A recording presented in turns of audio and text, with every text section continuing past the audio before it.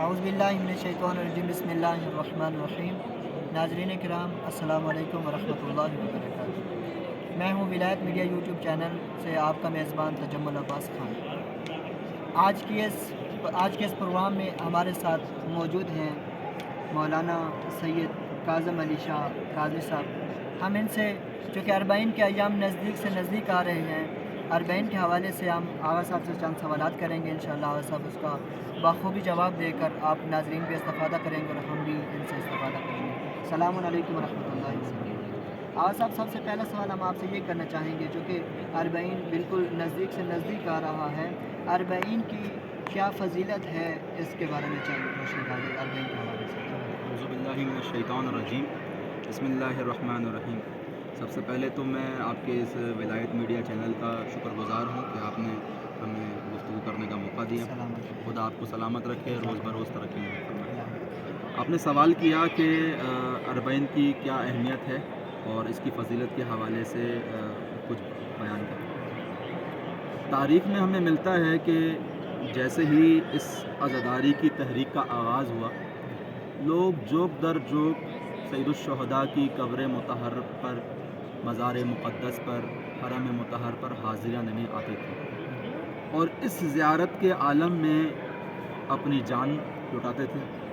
ان کے بازوؤں کو قلم کیا جاتا تھا، حتیٰ کہ ان کی زبانوں کو نوچ لیا جاتا تھا اور ان کو طرح طرح کی اذیتوں کا شکار بنایا جاتا تھا۔ یعنی زیارت سے پہلے ان پر یعنی جیسے ہی وہ ارادہ کرتے تھے اور اطراف کے لوگوں کو اطلاع ہوتی تھی کہ ہم زیارت کے لیے نکل رہے ہیں یا دوران سفر ہوتے تھے، تو ظالمین کی طرف سے ان کو ستم کا نشانہ بنایا جاتا تھا۔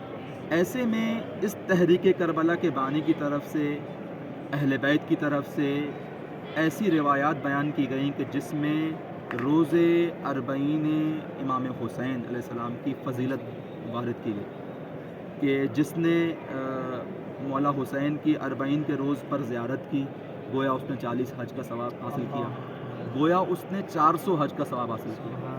اب اس تعداد میں اختلاف ہے کہ تعداد کتنی ہے، 40 حج ہیں، 70 حج ہیں، 400 حج ہیں، لیکن یہ اختلاف کسی میں نہیں ہے کہ حج کی زیادتی پر دلالت کرتا ہے۔ یعنی یہ ہے کہ کثرت سے کسی نے حج کیا ہوا اگر کوئی اربعین کی زیارت کرے گا۔ دوسری بات یہ کہ اگر کوئی روز اربعین پیادہ روی کرتا ہے، پیدل جاتا ہے امام حسین کی زیارت کے لیے، تو اس کے گناہ معاف کیے جائیں گے۔ جو قدم وہ رکھتا جائے گا، خدا اس کے گناہ معاف کرتا جائے گا۔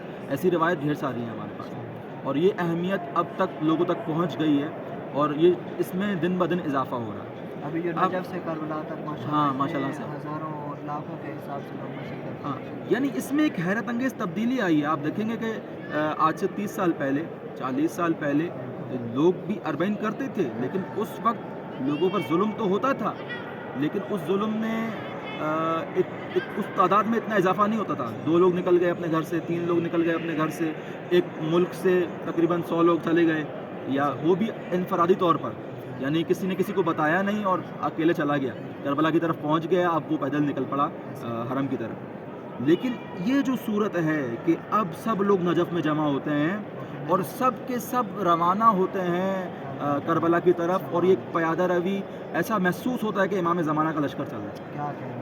ایسا محسوس ہوتا ہے کہ گویا کہ امام زمانہ کی تحریک آغاز ہو چکی ہے اور عنقریب اب ظہور کا معجزہ ہونے والا ہے۔ تو یہ میں بتانا چاہوں گا، ضرور اس میں تذکرہ کرنا چاہوں گا کہ یہ سب کس کی وجہ سے ہوا۔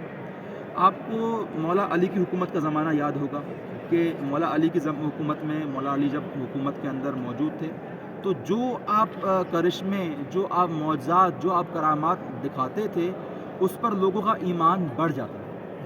وہ سب کس وجہ سے تھا؟ کیونکہ ایک امام وقت حکومت وقت میں موجود ہے۔ یعنی سمجھ رہے ہیں، غور کر رہے ہیں بات، کہ ایک امام وقت اور اس کا تقاضا کیا ہے کہ حکومت کرے، وہ اپنی اصلی جگہ پہ مسند پر موجود تھا، اور اسی وجہ سے لوگ وہ بہت سارے کرامات نظر آتے تھے، لوگوں کو بہت سارے معجزات نظر آتے تھے، اور طرح طرح کی مطلب کہ فتوحات، طرح طرح کی مطلب کہ مولا کی توسل سے، مولا کی برکت سے لوگوں کو بہت سارے انعام ملتے تھے۔ میں یہاں پہ اس بات کا تذکرہ اس وجہ سے کر رہا ہوں کہ ایک حیدر کا بیٹا، ایک فرزند حیدر، جس نے اس عصر میں، اس زمانے میں مولا علی کی خواہش پہ عمل کیا، ایک نظام بنایا، نظام اہل بیت نافذ کیا۔ اس نظام اہل بیت کی وجہ سے، اس نظام تشیع کی وجہ سے، کہ جو امام حسین کا امام علی کا نظام بن گیا ہے، اس کی وجہ سے اتنی برکتیں ہمیں نصیب ہوئی ہیں کہ جو ہم نے پچھلے زمانوں میں دیکھی نہیں تھی۔ یعنی پچھلے زمانوں میں اگر کوئی جرت کرتا تھا کہ ایک شیعہ کو مار دے، اب وہ جرت نہیں کرتا۔ پہلے 40 شیعوں کو ایسے ہی مار دیا جاتا تھا۔ ابھی ایک کو مارے تو ہزاروں کے حساب ہاں، یعنی اب اگر ایک قاسم سلیمانی کو تم نے مارا تو پوری دنیا احتجاج کرے گی۔ یعنی اب اس طرح کی تبدیلی آ گئی ہے۔ یہ سب کس کی بدولت ہے؟ ایک نظام اہل بیت کا۔ سوچیں اگر یہ پورا نظام پوری دنیا پہ نافذ ہو جائے تو ہر ملک میں، ہر کونے کونے میں اگر اہل بیت کا ایک نظام بن جائے تو اربعین میں حیرت انگیز تبدیلی آئے گی۔ اور میں تبدیلی صرف نہیں کہوں گا بلکہ میں یہ کہوں گا کہ ظہور ہو جائے۔ ابھی صرف ایک فرزند زہرا نے اپنے ملک میں امام زمانہ کا نظام نافذ کیا ہے تو یہ تبدیلی ہے۔ جب ہر علی کا بیٹا، جب ہر فرزند زہرا اپنے اپنے ملک میں ایک اچھا نظام، ایک اہل بیت کا نظام نافذ کرے گا تو ممکن ہے کہ خود امام زمانہ اس لشکر کی سالاری کریں اور خود ہم ان کی سالاری میں اربعین کریں۔ سبحان کیا آج کل تو ماشاءاللہ پاکستان کے اندر بھی یہ مشی کا سلسلہ شروع ہو گیا۔ ماشاءاللہ سے یہ بہت ایک اچھا پاکستان سلسلہ میں ہے۔ بھی یہ اربعین کا جب اربعین کے ایام نزدیک آتے ہیں تو وہاں پر بھی ماشاءاللہ بہت سارے لوگ باہر آتے اور مشی کرتے ہوئے۔ مشی ایک ایسا نظریہ بن گیا ہے، ایک ایسا مقصد بن گیا ہے، ایک ایسا گول بن گیا ہے، لوگوں کی آرزو بن گیا ہے کہ اب جو لوگ ادھر نہیں آ سکتے وہ وہاں پر مشی کرتے ہیں۔ وہ اپنے علاقے میں مرکزی جلوس کا کیا کہتے ہیں، سوچتے ہیں کہ ہم اپنے مرکزی جلوس میں جائیں۔ کیوں؟ کیونکہ ان کو محسوس ہوتا ہے کہ مرکزی جلوس میں کوئی شخصیت ہے، کوئی ہستی آنے والی ہے۔ ہاں بے شک ایسا ہی ہے۔ تو وہ وہاں پہنچتے ہیں، حاضر ہوتے ہیں، وہ کہتے ہیں امام زمانہ ہمیں دیکھ رہے ہیں، تو اس وجہ سے وہ مشی کر رہے ہوتے ہیں اور وہ اپنے آپ کو ایسا محسوس کر رہے ہوتے ہیں کہ گویا ہم امام حسین کی طرح مشی کر رہے ہیں اور اربعین کی مشی کر رہے ہیں۔ جیسے کہ پہلے بھی سوال کیا مشی کے حوالے سے بھی آپ نے بیچ میں بتایا، میں یہ جاننا چاہوں گا کہ میرے ناظرین کو ساتھ ساتھ یہ بھی بتا دیں کہ مشی کا ثواب کیا ہے، یعنی اس کے متعلق کوئی احادیث اور روایات میں ملتے ہیں۔ یہاں پر بھی ایران کے اندر بھی لوگ ماشاءاللہ حرم حضرت معصومہ سے مسجد جام کران کی طرف مشی کرتے ہیں۔ مشی کا کوئی ثواب بھی ہے احادیث اور روایات میں اس کے بارے میں تذکرہ کیا کہ بہت ساری احادیث ہیں اور لیکن اصل میں یہ وقتاً چھپی ہوئی تھی، یعنی کسی نے تحقیق نہیں کی کیونکہ یہ موضوع آزاد نہیں تھا۔ کیونکہ ہمارے یہاں کیا ہوتا ہے کہ اگر کسی موضوع پر ظلم کا سایہ ہو یا کسی موضوع پر ڈانٹ ڈپٹ ہو تو ہم لوگ اس کو چھیڑتے نہیں ہیں، لیکن جیسے ہی تھوڑی آزادی ملی، جیسے ہی تھوڑا وہاں پہ ستم کم ہوا تو لوگ جانے لگے، تو علماء نے بھی بیان کرنا شروع کیا کہ اس اربعین کا کیا فائدہ ہے۔ پہلے ایک روایت بیان کی کہ ایک روایت میں اس طرح ہے کہ جو شخص اربعین کے روز پہنچتا ہے اور امام حسین کی زیارت کرتا ہے اس کو 40 حجوں کا ثواب ملتا ہے۔ لیکن ایک جگہ پہ یہ ہے کہ فقط 40 حجوں کا ثواب نہیں ہے بلکہ اس کے اپنے گناہ بھی معاف کیے جائیں گے اور اس کے والدین کے گناہ بھی معاف کیے جائیں گے۔ اب آپ دیکھیں کہ جو شخص ایک قدم بڑھاتا ہے اربعین کے روز، اس کی خود کتنے اچھا، اس کی ثواب تو آپ بے تحاشا ہے، لیکن میں کہوں گا جسمانی اور معنوی فوائد کتنے ہیں۔ جب میں نجف سے آگے قدم رکھتا ہوں، اللہ اللہ سبحان اللہ، نجف سے آگے قدم رکھتا ہوں، مجھے فوراً کربلا کی طرف فوراً احساس ہوتا ہے یار یہ شخص میری خدمت کیوں کر رہا ہے، کہ یہ بزرگ شخص میرے پاؤں کیوں دبا رہا ہے۔ یہ مجھے فوراً احساس دلاتا ہے کہ یہ نوجوان جو اپنے زندگی میں مصروف ہو سکتا تھا لیکن اربعین کے دن میری خدمت میں حاضر ہوا ہے۔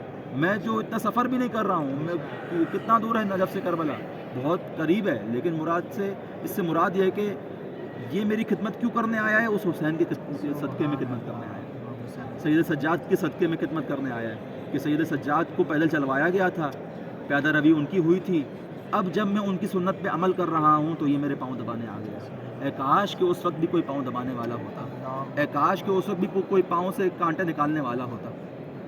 یہ سب اہمیت اربعین ہے کہ اگر ہم روایت کی طرف غور نہ بھی کریں نا تو بھی ہمیں جسمانی معنوی طور پر جو ظاہری طور پر وہاں پہ نظر آتا ہے کہ کروڑوں روپے لوگوں کے لیے خرچ کیا ہے، یعنی اتنا جذبہ بڑھ جاتا ہے انسان، جذبہ حوصلہ بڑھ جاتا ہے، اور نہ فقط کسی ایک قوم کے لیے خرچ کیا جاتا ہے بلکہ تمام قوموں کے لیے، چاہے عیسائی ہو، چاہے حبشی ہو، چاہے کوئی گورا آیا ہو۔ آپ نے دیکھا کہ پچھلے دنوں ایک عیسائی رپورٹر بھی پچھلے سال یا کچھ عرصہ پہلے آئی ہوئی تھی اربعین کے، انہوں نے پورا اربعین کا پروسیس گزارا، ان دنوں میں مشی بھی کی اور پھر موجود تھی وہاں پہ، حالانکہ ان کا امام حسین سے کوئی تعلق نہیں ہے، لیکن انہوں نے یہ محسوس کیا کہ جو مہمان نوازی میری یہاں کی گئی ہے واقعاً حسین ابن علی کوئی عظیم ہستی ہے۔